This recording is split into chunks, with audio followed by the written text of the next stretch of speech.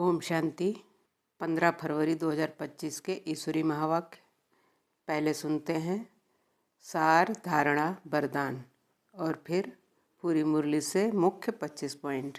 मुरली का सार है। मीठे बच्चे, बाप तुम्हें दैवी धर्म और श्रेष्ठ कर्म सिखलाते हैं, इसलिए तुमसे कोई भी आसुरी कर्म नहीं होने चाहिए। बुद्धि बहुत शुद्ध चाहिए। प्रश्न है, देह अभिमान में आने से पहला पाप कौन सा होता है? उत्तर है, अगर देह अभिमान है तो बाप की याद के बजाय देहधारी की याद आएगी, कुदृष्टि जाती रहेगी, खराब ख्यालात आएंगे। यह बहुत बड़ा पाप है। समझना चाहिए माया वार कर रही है, फौरन सावधान हो जाना चाहिए। धारणा के लिए मुख्य सार है। पहली पॉइंट, कभी भी ऐसी हंसी मजाक नहीं करनी है जिससे विकारों की वायु हो। अपने को बहुत सावधान रखना है। मुख से कटुवचन नहीं निकालने हैं। दूसरी पॉइंट है, आत्म अभिमानी बनने की बहुत बहुत प्रैक्टिस करनी है। सबसे प्यार से चलना है, कुदृष्टि नहीं रखनी है। कुदृष्टि जाए तो अपने आप को आपे ही सजा देनी है। वरदान है, निरंतर याद और सेवा के बैलेंस से बचपन के नाज नखरे समाप्त करने वाले वानप्रस्थी भव। स्पष्टीकरण है, छोटी छोटी बातों में संगम के अमूल्य समय को गंवाना बचपन के नाज नखरे हैं। अब यह नाज नखरे शोभते नहीं। वानप्रस्थ में सिर्फ एक ही कार्य रह जाता है, बाप की याद और सेवा। इसके सिवाय और कोई भी याद ना आए। उठो तो भी याद और सेवा, सो तो भी याद और सेवा। निरंतर या बैलेंस रहे। त्रिकालदर्शी बनकर बचपन की बातें व बचपन के संस्कारों का समाप्ति समारोह मनाओ, तब कहेंगे वानप्रस्थी। स्लोगन है, सर्व प्राप्तियों से संपन्न आत्मा की निशानी है संतुष्टता। संतुष्ट रहो और संतुष्ट करो। सर्व प्राप्तियों से संपन्न आत्मा की निशानी है संतुष्टता। संतुष्ट रहो और संतुष्ट करो। और अब सुनेंगे पूरी मुरली से 25 पॉइंट। पहली पॉइंट है, बेहद के बाप से बेहद का वर्षा मिलता है तो उस बाप की श्रीमत पर चलना है। बाप कहते हैं मुझे याद करो। सेवा के लिए भी शिक्षा देनी चाहिए ताकि दूसरों का भी कल्याण हो जाए। दूसरी पॉइंट है, बाप ने आकर राजयोग सिखलाया था, सिर्फ भूल यह हुई कि गीता के भगवान को भी भूल गए हैं। श्री कृष्ण को तो गॉड फादर कह नहीं सकते। आत्मा कहती है गॉड फादर, तो वह निराकार हो गया।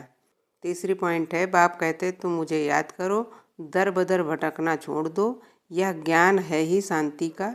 बाप को याद करने से तुम सतो प्रधान बन जाओगे। बस यही मंत्र देते रहो। चौथी पॉइंट है, योग में रहने से तुम्हें कोई भी प्रकार की बीमारी नहीं होगी। सतयुग में तो कोई भी प्रकार का गंध होता नहीं। वहाँ रावण की चंचलता ही नहीं जो चलायमानी हो। वहाँ तो योगी लाइफ रहती है। पांचवी पॉइंट है, बाप कहते मैं पुरानी दुनिया को बदल नई दुनिया बनाने आया हूँ। नई दुनिया में देवताओं का राज था, पुरानी में है नहीं, फिर होना जरूर चाहिए। छठवीं पॉइंट है, तुम्हारी यह है गीता पाठशाला। उद्देश्य क्या है? लक्ष्मी नारायण बनने का। यह राजयोग है ना, नर से नारायण, नारी से लक्ष्मी बनने की यह नॉलेज है। सातवीं पॉइंट है, बाबा कहे मनुष्यों को समझना चाहिए कि अभी रावण राज्य है। रावण का अर्थ ही नहीं समझते। बस एक रस्म हो गई दशहरा मनाने की। तुम कोई अर्थ थोड़ी ही समझते थे, अभी समझ मिली है औरों को समझाने के लिए। आठवीं पॉइंट है, बाप कहते मुझे याद करो, मैं ही पतित पावन हूँ। मुझे बुलाते भी हैं, हे पतित पावन आओ। कृष्ण तो देहधारी है ना, मुझे तो कोई शरीर है नहीं, मैं निराकार हूँ। मनुष्यों का बाप नहीं, आत्माओं का बाप हूँ। 9वीं पॉइंट है, बाप समझाते हैं कि यह है पतित दुनिया, पाप आत्माओं की तमो प्रधान दुनिया।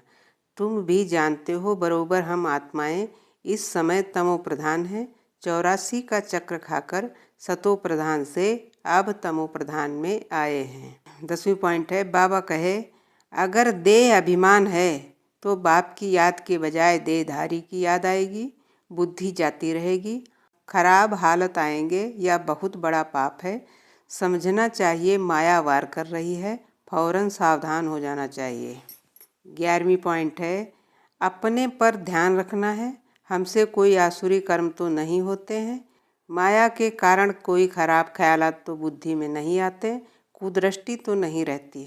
12वीं पॉइंट है, बाबा कहे योग में बैठ बाप की याद के बदले कोई की देह तरफ ख्याल जाता है तो समझना चाहिए यह माया का वार हो रहा है, मैं पाप कर रहा हूँ।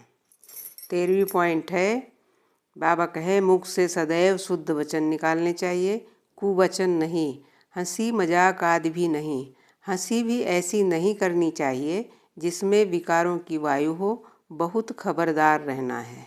अगली पॉइंट है, बाबा कहे अगर मुख से कोई कुवचन निकले या कुदृष्टि जाए तो अपने आप को फटकारना चाहिए। हमारे मुख से कुवचन क्यों निकले, हमारी कुदृष्टि क्यों गई, अपने को चमाठी मारनी चाहिए, घड़ी घड़ी सावधान रहना चाहिए, तब ही ऊंच पद पा सकेंगे।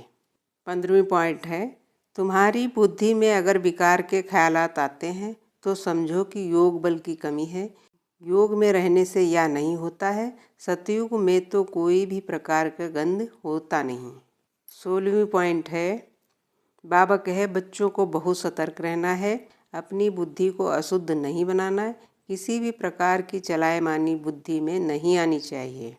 17वीं पॉइंट है, बाबा कहे जितना योग में रहेंगे उतनी हेल्थ बड़ी अच्छी होगी, मेहनत करनी है। बहुतों की तो चलन ऐसी है जैसे अनजानी मनुष्यों की होती है, वह किसी का कल्याण कर नहीं सकते।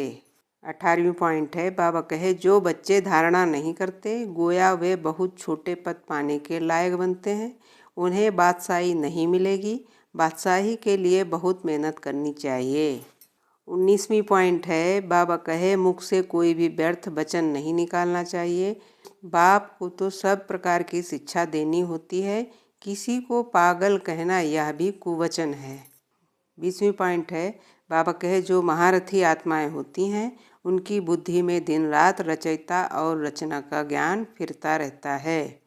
21वीं पॉइंट है, बाप से ही वर्षा मिलता है, मनुष्य का ज्ञान भक्ति मार्ग का है, सच्चा ज्ञान सिर्फ ज्ञान सागर बाप के पास है।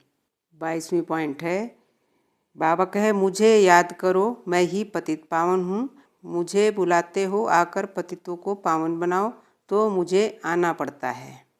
23वीं पॉइंट है, बाबा कहे बाप तुमको दैवी धर्म और श्रेष्ठ कर्म सिखलाते हैं, इसलिए तुमसे कोई भी आसुरी कर्म नहीं होने चाहिए, बुद्धि बहुत शुद्ध चाहिए। 24वीं पॉइंट है, बाबा कहे तुम्हें बहुत सतर्क रहना है, देह अभिमान छोड़कर अपने को आत्मा समझकर बाप को याद करना है।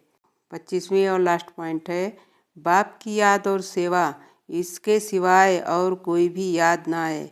उठो तो भी याद और सेवा, सो तो भी याद और सेवा, निरंतर या बैलेंस बना रहे।